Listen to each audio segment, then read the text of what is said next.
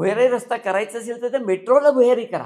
हं. ती खरी आवश्यकता आहे. म्हणजे वरचं सगळं शाबूत राहून, कारण पुढची 5-5, 7-7 वर्ष ट्रॅफिक जामची तो रस्ता बेजार होणार आहे.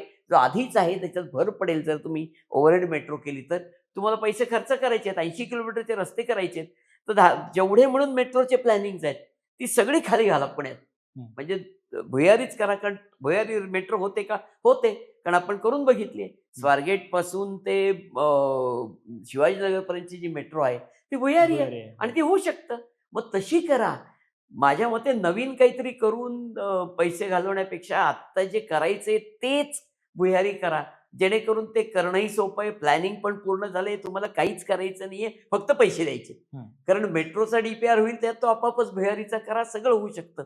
पण नवीन कुठलेतरी रस्ते भुयारी करणार, असं काहीतरी सांगून काही होत नाही. मुळात पैसे कोण देणार? कुठून देणार? एवढे पैसे राज्य सरकारकडे तरी आहेत का? या असे अनेक प्रश्न त्यातनं उभे राहणार आहेत. आणि मग जसं हायपरलूप नावाचा एक प्रकल्प एक 7-8 वर्षापूर्वी त्याच्याबद्दल खूप गवगावा खूप. झाला. हो. 20 मिनिटात पुणे-मुंबई. पुणे-मुंबई. पुढं त्याचं काय काय झालं? झालं? कोणालाच माहीत नाही. त्याचा डी-पी-आर पण झाला नाही, काहीच झालं नाही. आजही हे जे 32 तास लोकं अडकून पडले होते बरोबर. पुणे-मुंबई रस्त्यावर, ती घटनाच घडली नसती जर हा खरंच हायपरलूप झाला असता तर.